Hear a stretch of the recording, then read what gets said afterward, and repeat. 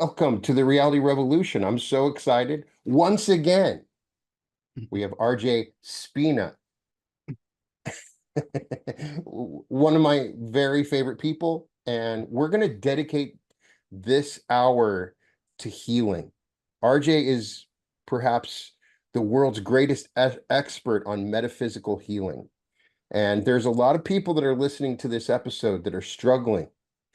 They're struggling in their health in a variety of things. And sometimes it can feel hopeless. And sometimes when we talk about healing, it sounds so cliche. And I'm telling you that there is an avenue to heal whatever you're going through. It can be a terminal illness, whatever it is. I want you to just sit back and just let go of that little part of you that wants to accept the world as it is and know that miracles can happen and it comes from you. And RJ's going to allow us to do that. If you don't know RJ, check out my other interviews. They've been really amazing. RJ healed himself from the chest down, from chest down paralysis, and has dedicated his life to bringing his own knowledge of his transcendence that led to his own healing. And that his books that he has written are absolutely amazing. He has another book coming out in August, Access Super Consciousness. I cannot wait to read it. Welcome to the Reality Revolution once again, RJ. Oh, well, thank you for having me, my friend. We enjoy our time together, and I've been looking forward to this. Thank you for having me again. I appreciate it. Yeah. So we have a big event coming up in Dallas on July 26th through the 28th. And that's going to be an event that you're putting on that people can go to that's dedicated to healing. And so I just want everybody to know about this amazing experience that is going to be available for everyone. So let's just start back. And for the people that maybe didn't see my other interviews, let's talk about your own experience in healing yourself and, what exactly happened with that. Sure, yeah. It was, believe it or not, now it's going on 8 years. So I became air quotes permanently paralyzed from the chest down. I was told I had about 48 hours to live due to severe sepsis. I was diagnosed with multiple diseases, type 1 diabetes, Hashimoto's autoimmune disease, a retracted heart, nodular thyroid, pancreatitis, and I was suffering from something called autonomic dysreflexia. And for those who don't know what that is, consider yourself lucky. Essentially, autonomic dysreflexia affects paraplegics and quadriplegics whose injury is above T6 on the spine, and the majority of my crushed spine was T7 and T8. So essentially, autonomic dysreflexia, you can die from the complications. You can have a stroke, an aneurysm, you can slip into a coma. And I believe Superman, Christopher Reeve, passed away from complications of autonomic dysreflexia. So it was a bevy of a plethora of situation or ailments or diagnoses that you cannot overcome. Absolutely none of them. None of them are you allowed to transcend. There's no real medication for most of those things. The type 1 diabetes, you just treat it. So what happened was I had emergency surgery, Brian, on April 23rd, 2016. And when I awoke from the surgery, I had awakened once again into authentic cosmic consciousness. It's we like to joke that it became RJ 2.0. So all this remembering and know-how, metaphysical mastery about how healing and self-realization works, literally came back to me. It was literally a muscle memory. And in the ICU, I started explaining to the nurse and then the next day to the doctors that I would heal myself. I was very specific about actually how I would go about doing that, the metaphysical understandings, the teachings, what I was going to do. And I said that in 100 days, I'll be completely healed. I'll walk unassisted and I'll show absolutely no signs of any of these chronic diseases that you can't actually get any better from. And I knew no one would believe this. I knew no one would believe that I'm actually going to unparalyze myself and overcome all these other issues. So I made sure to have the nurses, the physical therapists, even some of the doctors, they would actually film me unparalyzing myself. And as you know, there's a video of this. It's the clips are actually dated, they're time stamped, Hmm. and I was completely and utterly beyond the permanent paralysis, and I walked exactly like I said I would in precisely 100 days, exactly like I said I would, and I show no signs of any of the plethora of other uh, ailments and so-called diseases that you can't get better from. And so those understandings, those metaphysical teachings, Brian, are what make up the teachings in the first book of Supercharged Self-Healing about how to literally transcend and overcome any so-called disharmony. And it doesn't matter if it's mental, emotional, physical, or all the above. When we work with ourselves properly and optimally, just like you said at the beginning, there's nothing that we can't transcend. And the workshop that we're going to be doing in Dallas, as you mentioned, I'm going to be walking people through the steps of the healing technique. I'm going to be offering information that they would not let me put in the book. I'm going to be talking about things that will be highly controversial. And I won't say some of them on your channel. I don't want your channel to get shut down. But Hmm. in person, I'm able to do these things, and we're going to overcome things that that right now most of the world thinks are absolutely impossible. When the truth of the matter is, it's within all of us, and I'm going to show everybody how to do it. Biggest problem, there's a structural problem with the healthcare industry in general, and that is that you got the problem. They're working from a place where they have the problem, and then they're just trying to fix the problem. And so it's always at a very limited perspective. And people go to the doctor's going to see the problem, and he's going to try to figure out some way to just stop the effects of what's going on, not the actual cause. And it's always about just reducing and allaying the effect of the problem. There's some good doctors out there that try, but overall the structure is set up so, oh, I have an inflammation. Well, let's just try to get rid of the inflammation, not even trying to figure out what the cause of the inflammation is, right? You got it. I mean, that's one of the primary issues. It's part of why humanity has lost touch with self-healing, because the approach is backwards. So and let's look at it this way too, Brian. When I say healing, I bet almost everyone thinks of physical healing when I say healing. Hmm. Right? Okay. Physicality is the last place the imbalance shows up. So, in other words, we have to treat the etheric body, the mental body, the emotional body, and the astral body, because this is where the disharmony is germinates from and then comes down frequentially and manifests itself within the body. So, what we do in terms of Western medicine, we're treating just where the symptoms have shown up. We're not, just like you said, we're not treating the cause, which is why Western medicine doesn't talk about the C word, which is cure. They just treat symptoms. I'm not interested in just treating Hmm. symptoms. When we work with ourselves optimally, what we'll do is we go to the area of our higher mind where form and function is actually created. Now, when you go to where form and function of the vehicle, when you go to where form and function is created, the changes that you make there eventually travel down frequentially and then show up in the physical form. I mean, how else do you unparalyze yourself? So you have to go to the form and function. And I'm going to actually walk people through the process of getting to that state of consciousness and then actually making the alterations there. And then eventually it shows up in the physical body. And the second thing about that is that we believe in the authenticity of a diagnosis.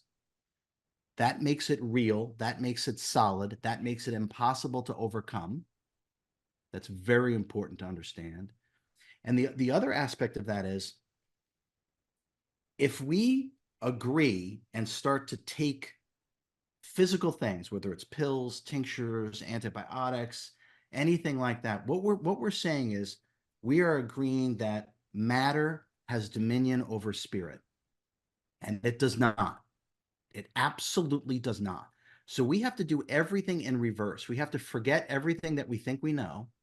We have to let go of all these theoretical assumptions. We have to stop being a consumer of other people's opinions. and start realizing the truth that we are an immortal, limitless creator. And when we have the right process to go to the levels of form and function and to deprogram and delete these things, there is absolutely no limitations in terms of what we can do. And that's exactly what we're going to literally tangibly experience when we do the workshop. I'd like to sidestep because you brought up something very fascinating and it helped me understand my own healing and others. You mentioned the different bodies that we're aware of our physical body. But let's talk about those other bodies just for a second so we can identify those. There are these subtle bodies that we have, and some people might not understand this concept. There's an astral. So how many bodies do we actually have, and how do they work? Yeah, so think of the chakras, right? And Right. without us getting lost in all this information, but think of each chakra, and there are 7 bodies of energy: celestial body, etheric body, emotional body, mental body, astral body, physical body. So there's all these different levels. So just here's the image that I use. Mhm. Okay. You're old enough like me. You remember a slinky. Okay. So let's go back with the top of the steps where we're going to put the slinky at the top of the steps, and then we kind of push it and it goes down the steps. Okay. So the top of the steps, Brian, is the creator consciousness level of where form and function is put together. Okay. So Mhm. that is our blueprint of perfect health. Our blueprint of perfect health, where form and function is put together. Now, each time that slinky goes down one step, it's dropping down frequentially, and there is another blueprint that is translated from the original blueprint of perfect health. So each time we come down to the celestial, to the etheric, to the astral, to the mental, as the slinky's coming down the stairs, it's another blueprint. It's another translation of the original form. And this is where we misprogram ourselves through deep rooted misperceptions, misunderstandings, and misidentifications. And then once we have that in any one of those bodies, that blueprint of that's been misprogrammed is now translated one more step down as the slinky comes down. And now we have a blueprint that's off, that's incorrect, that carries with it ill health or disharmony. And Mhm. that keeps getting translated till we get to the physical body. And then we have the physical translation of our own misprogramming that we have done to ourselves through the misperceptions, misunderstandings, and misidentifications. Now, the further that we go up in our consciousness and we're able to go up these frequential steps, and the further you go up to form and function is where you can change anything, because that's what informs the celestial, the etheric, the mental, the astral, the physical, everything. So when you go that way, when you work that way, there's nothing that you can't do. If you're just addressing the body, what that's really like is you have a flood in your basement, right? And you keep trying to clean out the basement because it keeps flooding. Yeah, but the leak is on the second floor. So it doesn't Mhm. matter how many times you treat the body, right? That's not the source point. So the difference between these teachings is the tangible experience that we're going to be able to have by going to these higher states of consciousness and put the power back in our hands. And there's nothing that and I when I say nothing, I mean there's nothing that we can't overcome. It doesn't matter what it is because it's all energy, and it can be directed by the sentience or the I am when we work with ourselves optimally and properly. And that's exactly what we're going to do. Now, when I've created videos talking about essentially what you're saying, one of the most common responses that I get is, what about my brother who was born with a brain tumor? What about my son who has an allergy to peanut butter? That he did not create that. That's just something he was born with. It's in his genes. So what do I tell them that, like, no, what do I explain to them, and that people that argue it isn't about the spirit. It's just something that we can't help how we're born, and sometimes these things we're born with them. Okay. that's a it's a multi-layered or the answer is multi-layered. It's not a Yeah. multi-layered question. The answer is multi-layered. Okay. So the first thing that I want everyone to understand is that before we reincarnate, we have a total and complete understanding of the hereditary traits within the genetic entity, the body that we're going to incarnate into. There are absolutely no surprises. Okay, we are not a victim to genetics. The only time we're a victim is when we're a victim of our own perspective, and we just can't see deeply enough. Okay, so we know the body that we're going to incarnate into, and we're well aware if it has genetic traits, hereditary misprograms that may show up, such as what you just mentioned. So we're aware of it. That's number one. Number two, it doesn't matter what's going on in terms of hereditary traits or genetics, because the occupying sentience within the physical vehicle, once it gains dominion over the body mind complex, can completely and utterly rewrite hereditary traits and genetic imperfections. Now, most of us are certain, well, not most of us, none of us are taught how to do this. Well, now we are taught how to do this properly. But once we gain dominion over the body mind complex, it doesn't matter what the genetic lineage is, what the hereditary traits are. The occupying sentience, the soul that's within the body, once it gains dominion, can completely rewrite everything. We change our genetics from moment to moment based upon our Mm-hmm. frequency and vibration and the way that we're operating. No one is a slave to genetics. We know the body we're going to incarnate into, and we can completely transcend them when the I am takes over the incarnation. And that's good to know because my grandfather had Parkinson's, my grandmother had Parkinson's, my dad had Parkinson's. Mm. So I have this thought in my head, and I understand the power of belief. The biology of belief, that amazing book just finally gave me the idea that, okay, maybe I can escape from this idea that genetically I'm predisposed to have Parkinson's, right? Uh, is there if you have that, and it can become a self-fulfilling prophecy where you're constantly thinking about it's a family born disease or something like that. Is there and I'm dealing with a tidal wave of past experience and times I've thought about it, sitting with my parents thinking about it. So how can I push back the wave of that and start afresh and start to reprogram my genetics? Is there Okay. a way to start doing that? Absolutely. Absolutely. Okay. Let me sum up reality creation in one word. Hmm. We create reality based upon what we believe to be real and true. And that's it. That's it. Existence itself is a blank canvas. It's only what we believe to be real and true is what solidifies things into a tangible experience while incarnating the lower frequencies of the physical universe. So it's completely and utterly up to us without question. Okay. But there are universal laws that are set into the program we can't fight against, like laws of gravity, right? So those laws, are they built into our genetics? Are those attributable to some universal laws that they're things I can't overcome? Or can I, if I'm born with white skin and I want to have black skin, I can't change that. I can put some makeup on, right? But I can't change the programming of my DNA to change the color of my skin. This is who I am, right? So that's a universal law I have to accept, is it not? It is not. Okay, so no, not from my experience. Okay, let me just give an example Okay. about. So we've all seen those pictures of beings that are in blue, blue skinned and with 8 arms, right? There were certain Hindu gods, right, that Hmm. appeared to have completely different. Okay, they're able to, when you work at a supremely high level, you're able to manipulate energy in any way you see fit, in Hmm. any way you see fit. And this physical body is just energy. There's nothing solid about it. It seems solid, or it's an experience of solidity because we're viewing it from the same frequential bandwidth in which we have the experience. So when you view it from a higher conscious perspective, you actually tangibly realize it's still just energy that can be manipulated and controlled.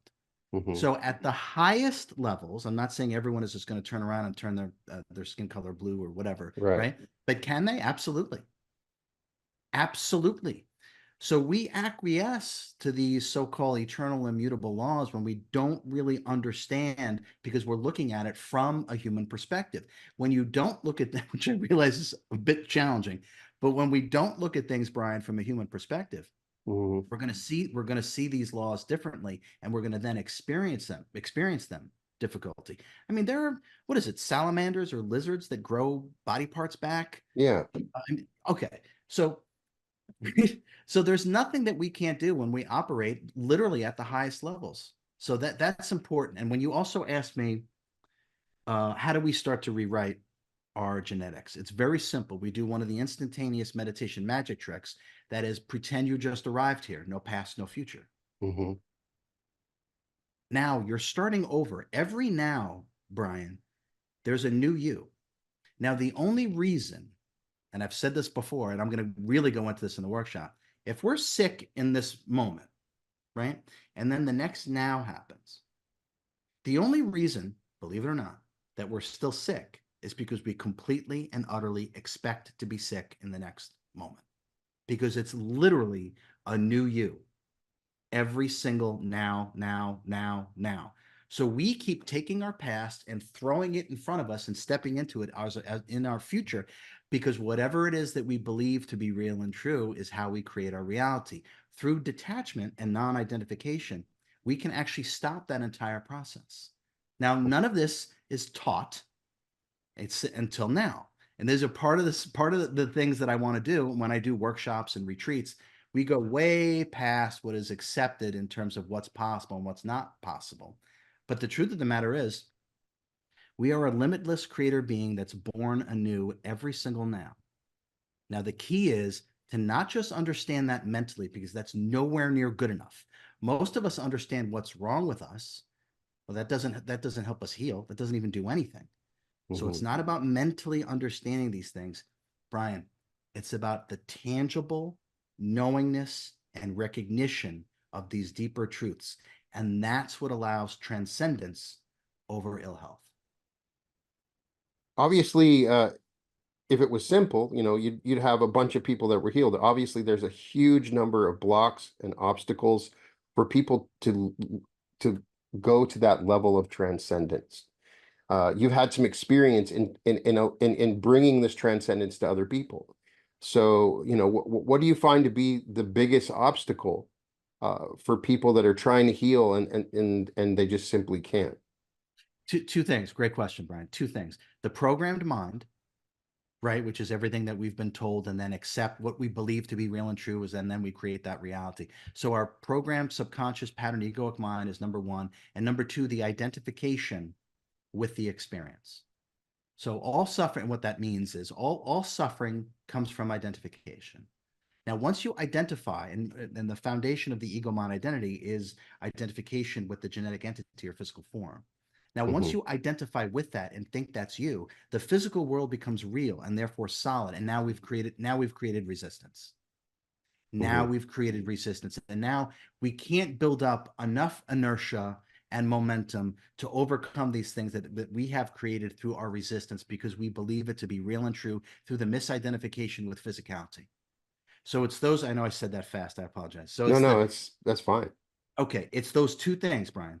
It's the pattern subconscious egoic mind, which really means being a consumer of all the stuff that's put out there. And we just say, yes, studies now Hmm. show XYZ. And we go, yes, that's right. And then the deep identification with the physical form. And once you identify with the physical form, like I said, suffering is inevitable. But it's the non identification with the physical form. When we get that space between the awareness, the I am, and the physical body, once we get a little bit of space, my friend, that's the room to work. That's when we can do magic. That's when we can move energy. That's when we can channel energy into the crown chakra and into the body. So it's those two things, the subconscious pattern, egoic mind, and it's the deep identification with the physical form. When I'm battling with myself and helping others deal with their own subconscious egoic mind, what I sense, if I were to put it into a visual, it's like an ocean wave. It's like a big, gigantic ocean wave that's coming at you, and it's hard to stop a wave. It's just it's built up over a long period of nows that have just accumulated. The slinky is just moving and moving and moving, right?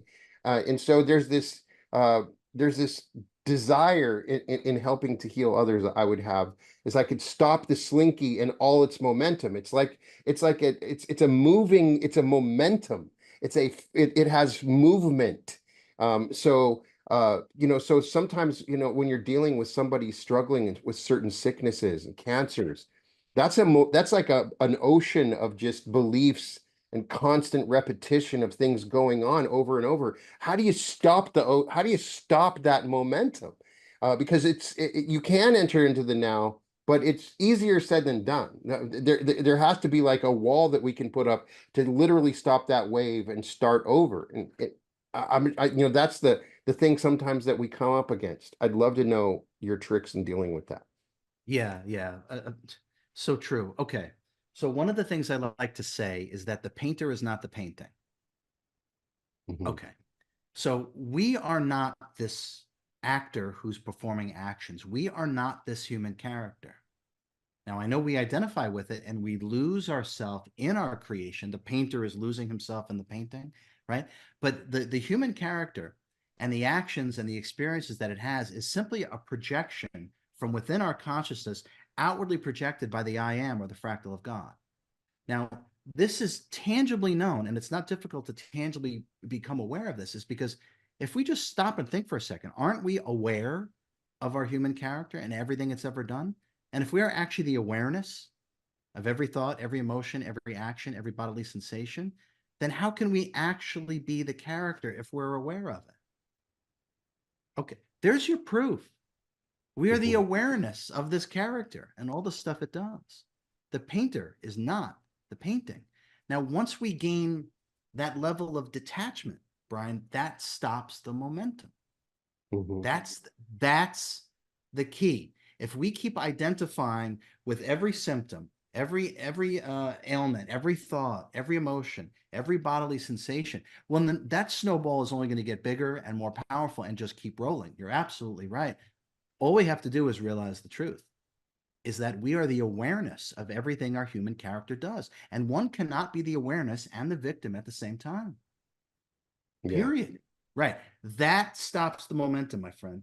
But until we get to that, not just the mental understanding, the tangible recognition, the tangible felt sense knowingness that we are not our human character, that we are simply the awareness, that we're not the body, we are something else.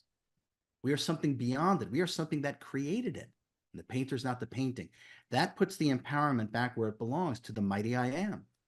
And the immeasurable I am can do anything, but we have to remove, I should say, the misperceptions, the misunderstandings, and the misidentifications, because the summation of all those things is our human character. But that's not what we are. And once we tangibly taste that and we have the right process, and the ascended frequencies healing technique is the exact process to use.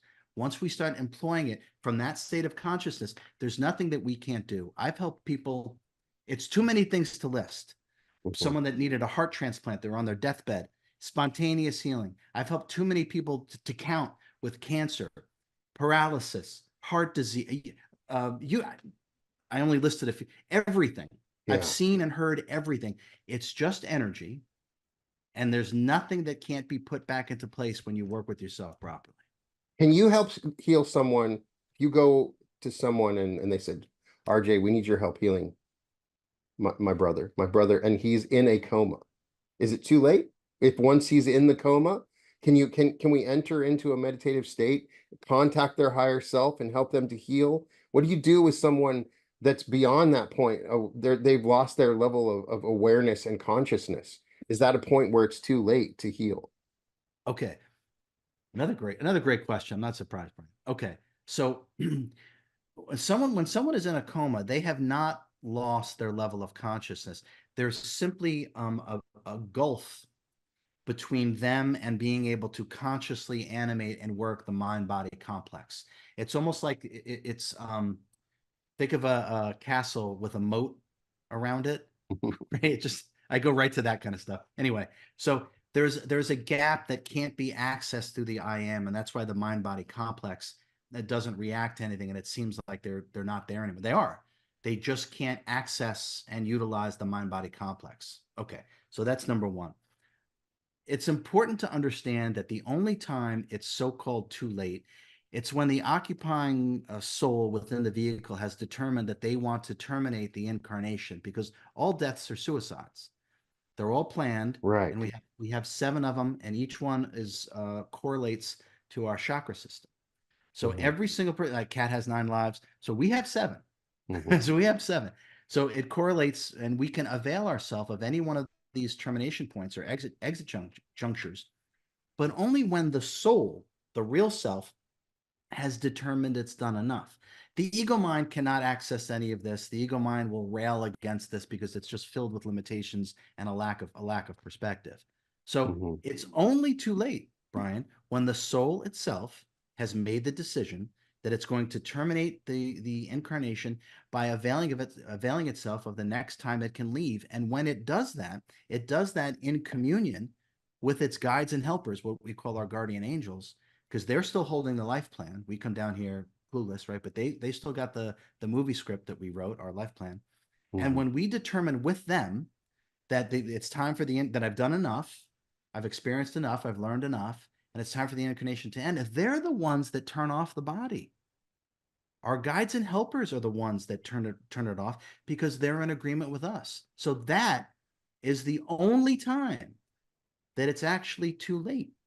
Other than that, it's never too late. Is there anything that you can do at that point, or it's entirely up to that person within their consciousness? Can we in our own meditation try to communicate with their guides and say, "Hey, come back"?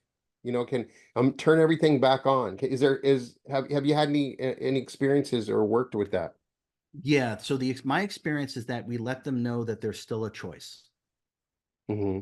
So it's not for me or for anyone to impose on someone's free will, right? Right. So if a soul has decided, I've done enough, I've experienced what, et cetera, just what we just went over. You can connect with that soul and its guides and helpers and say, whatever you want to do is fine, but you do have a choice. You don't necessarily have to avail yourself of this termination point or exit juncture. Now, if you want to, I can assist with that by sending healing energy, by the way, to someone who has decided that they want to terminate the incarnation. They will use that energy to actually lift themselves and um, not dismantle, but be able to remove themselves from the stickiness that we sometimes experience by pulling our energy from the body itself. So when Right. you do healing work on someone who has decided that they want to leave, they will utilize that energy for them to leave. So all we want to do is really let them know that there's still a choice, and that whatever choice they make, whether it's to leave the incarnation or to continue on, you support them in that choice. I'd like to talk about emotions that we don't release in our body, which is oftentimes a very noticeable cause. What people are angry, but they never express it. They just hold it in their body. People are have frustrated or resentments, and it's if you could look at somebody's energy in their body, you can see it just sitting there, just building and building. And a lot of times, I'm sure that what you're dealing with is helping people release these bundles of energy that come from emotions. So talk a little bit about that and how we can deal and address that within ourselves and others. Yeah, another great question. I'm repeating myself. Okay, so I'll tell a quick story about someone that I worked on very, very, very early on when I had just got out of the hospital rehab, and at this point I think I was still using a walker. It hadn't been quite 100 days, but the Chinese medicine expert who was treating me, who was my only visitor and who wrote the foreword for the first book, Mhm. he would have me come to his clinic in San Diego. He's got this great big clinic and tons of clients, and I didn't know he was telling them, all his clients or his patients, about me, about this is incredible, this healing, what he understands, blah blah blah. So he had asked me when I get out if I wanted to teach meditation to all of his patients, and of course I would love to teach meditation. So in the very very beginning, I would show up at his clinic, and there'd be 40, 50 people waiting there for me to teach meditation and then talk about some of the things that we're talking about now. But I can remember this one lady, After the meditation, she came up to me and she said, I've been suffering from choking. I can't swallow pills. I'm afraid to go out to eat. Anytime I eat something, I feel like I'm going to choke. I can't breathe. And I've seen every doctor. I've done every treatment, every modality. I've tried everything, and I can't get past this. And it's been 10 years. And so I looked at her, not with my physical eyes, but I looked at her and I said, "Oh, you just got some fear trapped here right in the center. I'll just move that right away. I can just do it right now." And so that fear, right, the emotions, the fear trapped, right, what it does is it inhibits the functionality of the human vehicle because fear can only exist in the absence of the divine. Now, our physical body was designed perfectly to take direction from the I am or the causal body. It was never, ever designed to take direction from the egoic mind. Now, after we do this for years and years and years, right, we develop a disharmony within our body. These fears, these emotions, rage, lust. I mean, just pick one, right? Hmm. And it inhibits the functionality, and it just sits there. And just like you said, but once it's seen and removed, and a profound healer can do that, or someone can do that for themselves when they know how to do it, and then everything starts to return to its normal form and function. So when we are harboring any kind of emotion through identification, again, through identification, identifying with fear because of an experience that we had, and then we maintain that fear because we identify with the experience, or anger, right? Or anything, pick anything. The body can't work optimally that way. And those energetic pathways get shut down because there's something there that doesn't belong there and it prevents it. Fear and anger, and this things just fester and fester. And this is some of where we get what we, so-called cancer, but I'm really going to talk about that during the workshop. Not going to talk about it on your channel because you'll get shut down. So you can actually see these things and you can move these things when you understand that you're not that you're the awareness of it. Once you realize that you're the awareness of it, including the experience that traumatized you, it will actually start to lift up and leave because it wants to, because it doesn't belong to you. It's not supposed to be there. It's not meant to be there. So it's the tangible recognition of who and what you really are, and realizing the painter is not the painting. And once someone is ready, and only when they're ready, can someone who's skilled at healing actually, quote unquote, heal them. And no one heals anybody, by the way. That's a load of garbage. Hmm. When a person is done, if they realize that whatever it is that they're experiencing, the disharmony that they're experiencing no longer serves them any longer, and they're ready to move past it, and then they go see a healer or work on themselves properly, like the books and the courses lay out, that's when they will be healed. But they're the ones doing the healing. A Hmm. profound healer will have such powerful high frequency energy. The recipient or the patient or the client will have to match that frequency. And in matching that frequency, it clears out all the disharmony and they reclaim themselves. Eventually, the patient has to reclaim themselves. And that's why all healing is self healing. But these things that sit around in our body, they don't belong there. But once we recognize that we're the awareness of it, whether it's pain or anger, and once we realize that we're the awareness of the event that traumatized us, it'll come up. You let it come up and then let it leave because it doesn't belong to you. So I'd like to talk about healing mental imbalances. We've talked a lot about physical and emotional, but you got the person that's schizophrenic. You got people that are in mental institutions. Split personality syndromes. These are sicknesses of consciousness, and difficult because their self-healing is also an aspect of that consciousness. So how do you as a healer address somebody that's dealing with a mental sickness? Well, most illness, all disharmony comes from disharmonious thought patterns. Mhm. All of it. All thoughts are in context to some identification to a belief, to a concept, to an ideology, to so-called knowledge, or to some experience. Now, once we start to recognize that we are creating these things through our identifications and attachments. We can begin to let these things go. But only the truth heals, Brian. Hmm. Only the truth heals. So we must come to the truth of who and what we really are, the I am, the immeasurable, perfect, divine fractal of God. That's what we are. And last I checked, God is not suffering from any illness, right? Okay. Hmm. So once we recognize the truth, we can actually overcome anything. Schizophrenia is a hanger-on disincarnate entity. That's what there's. If people don't know that, that's what that All is. right. Is a hanger-on disincarnate. That's where they have that totally different personality and it just takes over, right? Hmm. Bipolarism is multiple souls trying to operate the same vehicle. That's what bipolarism is, and then there's no medication that's ever going to do anything for these two instances. We have to reclaim our sovereignty, and we have to demand that we are the sole occupant of the physical vehicle. And then once we do that, we can move past things like schizophrenia. We can move past things like bipolarism.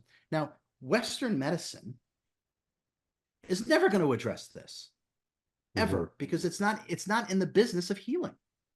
It's not in the business of understanding the truth. It's in the business of treating symptoms. And the more that you treat symptoms with drugs, the more that you're pushing it down deeper and deeper within the tissues.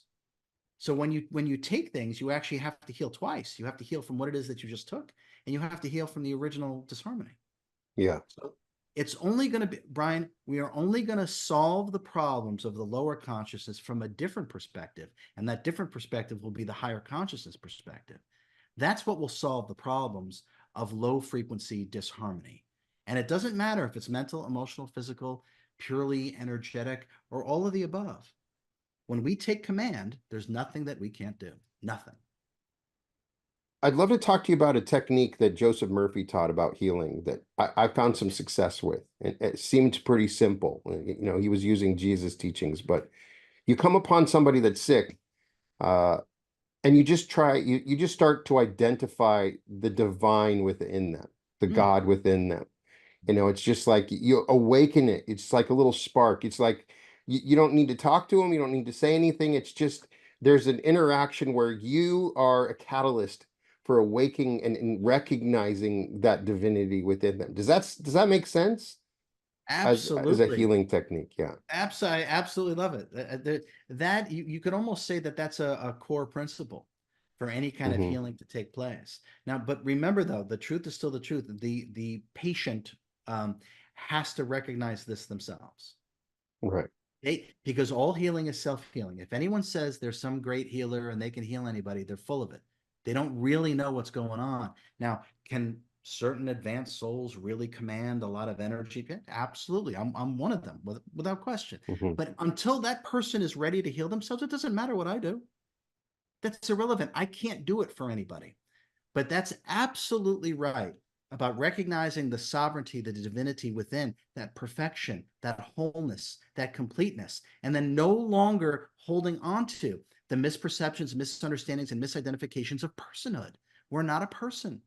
We have no name, no image, no form. We are a divine fractal of God wearing a suit that looks like this. And once we start to recognize that, that's when all these so-called illnesses will start to fall away. It's by recognizing the truth. And that's a wonderful, I've never heard that before. That's an Hmm. absolute, I would say that's at the core of any real healing is just what you said. Another thing that I've found some success and learned from Neville Goddard, I'd like to ask your opinion on, is revising past memories. A lot of times our sickness is based on a past memory. For instance, a woman that Neville Goddard tells a story about, she gets into a car accident, some glass gets into her eye. They fix it, but she's got terrible vision in that eye. And doctor says, there's nothing we can do. Your eye's permanently damaged. And so Neville teaches revision to her and just says, go back and remember that event differently. You drive up to the car, you drive around it, and there's no accident. So she goes into the process of imagining this accident and just driving around, and there's no accident. And then her eye starts to heal, and the doctor's shocked, like, "What happened? How could you do this?" So it goes to what you were saying is that we're dealing with the subconscious, but that seems to be a lot of times it's a memory that's causing the sickness. We remember when we had the injury, right? But we're really only in this moment, as you had taught, that like today's the right now is the first moment of this life, right? So revision becomes this a powerful way. We don't have to accept that past injury ever happened. We can just say and remember it differently. I didn't break my leg. I didn't, whatever it is, right? What's your opinion on that? Absolutely. That's another way that we can do it. Again, if we go back to pretend you just arrived here, no past, no future. Mhm. There is no past, there is no future. How are you sick? Right. Really let that land. We're only sick, as I explained before, because we're identifying with the past and then throwing that in front of us and then stepping into that as the future. That's the only reason why we're ill in this moment and then we're ill in the next moment, because we are born new every single now. That is the absolute deepest truth, and we need to understand. Mhm. So if we're carrying illness around, it's because we are carrying it around and we're identifying with it. Remember, I said all suffering comes from identification. So the illness comes from identification with a disharmonious experience that can no longer work. The body can no, or mind can no longer work with in a healthy way. The key is to understand, just start over. But it's not good enough to understand that mentally. You have to feel it. It has to be tangible. Mentally understanding anything, Brian, is worthless because we're not our thoughts. So we have moved into the age of experiential wisdom. It must be felt sense, experiential knowingness. There must be the tangible mental understandings. Mental understandings are worthless because we're not our thoughts. So we are the I am. And once we tangibly recognize that truth, that will transcend all disharmony. I'd like to get your idea of how to use affirmations. There's been some great healers like Lewis Hay who really focused on that as a healing aspect, and there's many people listening that have at least used some of Joseph Murphy's and some others, where they start to really address the imbalance, and using words seems to be powerful.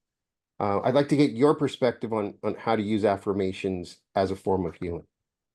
Yeah, they can be very effective. And well, I use commands more than affirmations. Hmm. So command is the most powerful directive that we can create our reality from. And prayer, as taught in Western society, is the least effective, because prayer, in the way that it's taught, has to do with you're praying to something outside of you, and there's a hierarchy to it, which also is very disempowering. It's also not true, because it's all one thing and God is within our consciousness. But when we say a command that is directed from the I am, when we're speaking our truth, that has the greatest effect upon all the energies. And the first energy that's affected is the energy of our subtle body and our physical body. So as we're emanating that specific vibration based upon the mantra or the command, we got the definition of words from the effect that vibration would have upon the energies in the ethers, and the different shapes and forms that would take place is actually how we got the definition of words. So the words that we say have a profound and powerful effect, and when they're used properly, people have healed themselves using affirmations, using mantras. I prefer commands because commands are more powerful, and when they come directly from the I am, there's nothing more powerful. But the key to all of these, Brian, is to feel into the resonance, the vibrational quality of each word that we're saying. And that's what gives mantras power, by feeling the words themselves. When we're saying these mantras, these affirmations, or these commands, and we actually feel the words themselves, that's what changes the energies. Because if we just said things and we didn't connect to it, right? Almost like reading off your shopping list: milk, eggs, this, that, right? Nothing's going to happen. Hmm. Absolutely nothing's going to happen. We have to connect with the meaning of the words, which is the frequency, the emanation. And when we connect with the frequency, the emanation, that's what actually changes the subconscious programming, our subtle body of energy, and our physical body. Now, how do you address pain? Sometimes pain can be so debilitating, you're incapable of meditating. You're incapable of stopping and saying, I am aware and I'm separate from my awareness, and going through the techniques that you're talking about.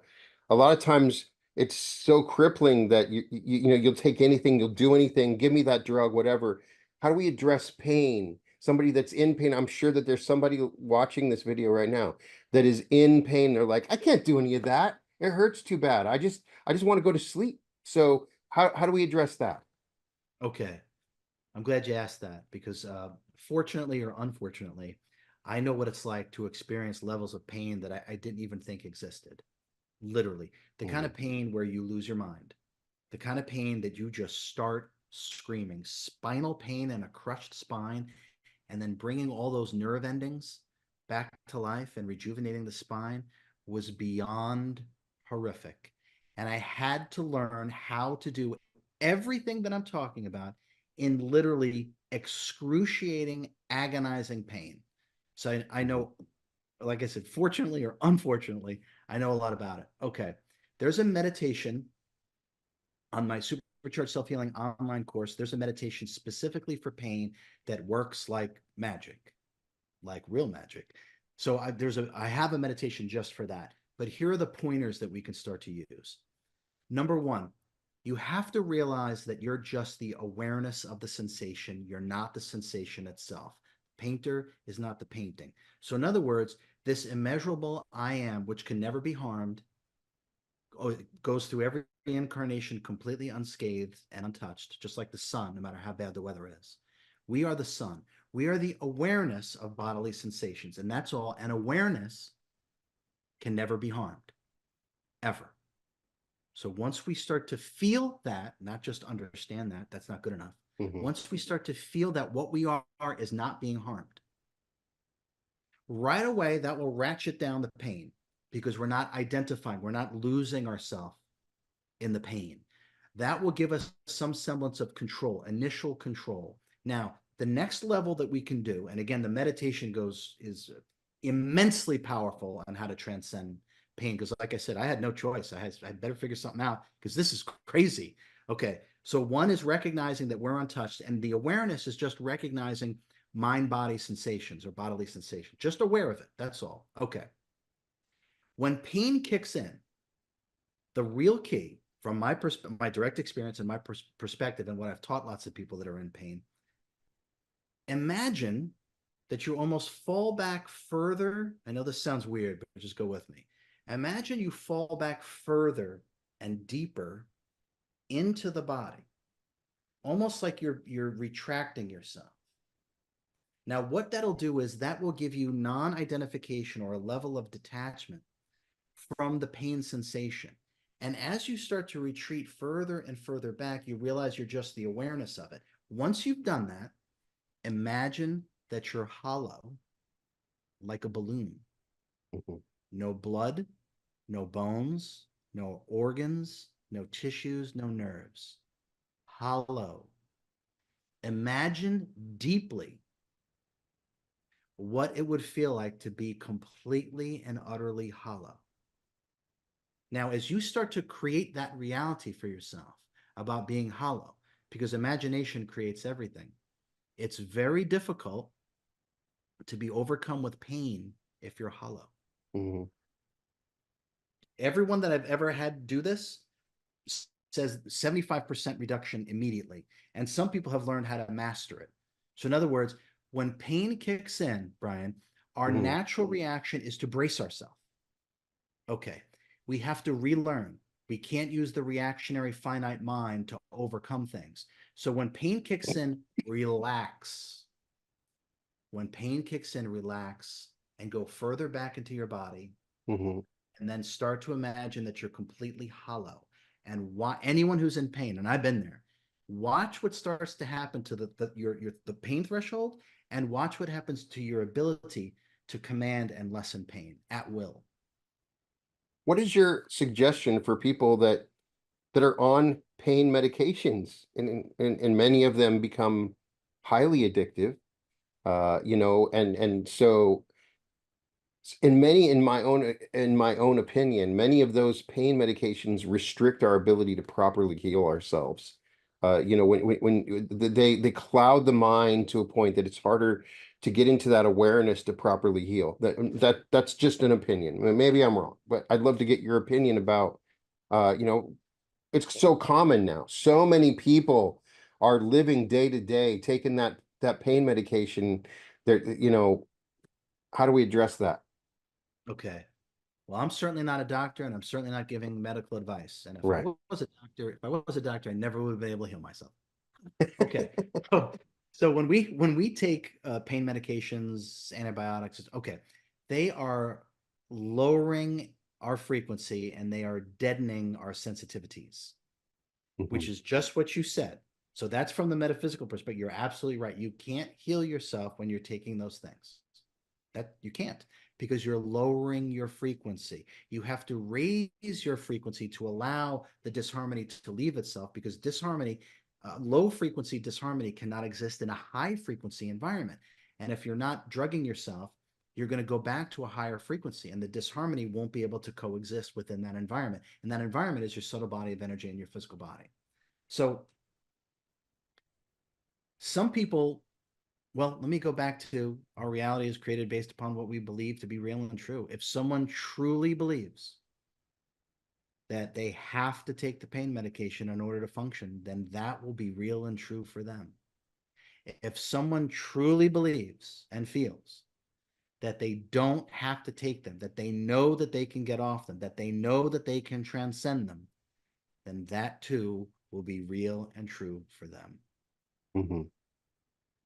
And as we can tell from this conversation for this last hour, this is something that we could talk about forever. I mean, there's so many little variables and elements to healing. And a lot of times I hear just such a surface level discussion of healing when people are talking about healing. And it's rich with canyons and mountains and contradictions and paradoxes. There's so much to it. And just good that we have someone like you that is working on this. So people need to read your books and go to your seminar. I recommend going to your seminar on the 26th to the 28th of July. I will have this, the all of the information in the description. And you also have right after that a class coming up for Access Super Consciousness, right? For Well, your the new book. class will be on healing. So we're going to have the Okay. workshop, and I realize some people can't travel or it doesn't work with their schedule. Hmm. But shortly, probably about 2 weeks, give or take a couple of days, about right around the middle of August, we're going to do the live Supercharged Self Healing online course. So those that can't make it, take the course, or take both of them, the compound effect increases the healing by an order of magnitude. So right after the workshop, we're going to be doing it online as well, the Supercharged Self Healing online course. And as you were just saying, Brian, we go deeper, dare I say, deeper than anybody. I feel that my metaphysical understandings of these things is kind of hopefully setting the bar for humanity for the next several hundred years. And by availing ourselves of these understandings and then doing them as guided by me, it changes everything.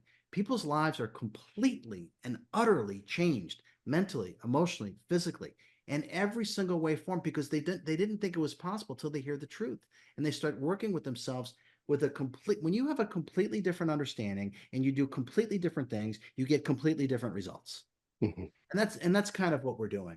The Ascend the Frequencies healing technique and the teachings of RJ are going to move humanity forward specifically for the next 300 years. And these are the teachings that we're going to use to overcome, to use self-healing, self-mastery, manifestation, and to create the life that you truly desire. I don't want people to think that they have to suffer in order to evolve. You don't. It's one way to evolve. It's not the way to evolve. And I'm interested in showing another way to evolve, which is what we'll be talking about at the workshop. Just curious, using your understandings, when we reach the 100% level of the RJ teaching, can we live for 500 years when we've truly touched into this in our current human form? Or is there we would just move on to a better body that works better? I mean, are we going to see people living for 200-300 years when they have a full awareness of how to properly heal themselves? Yes, when we're in a higher frequency. Okay. So when we are in a higher frequency, now some of the stories, and I just taught a course on the Bible, some of those stories about people living to be 500, 700, 900. It's kind of funny. Everyone dismisses those as complete nonsense. Those stories are true. Yeah.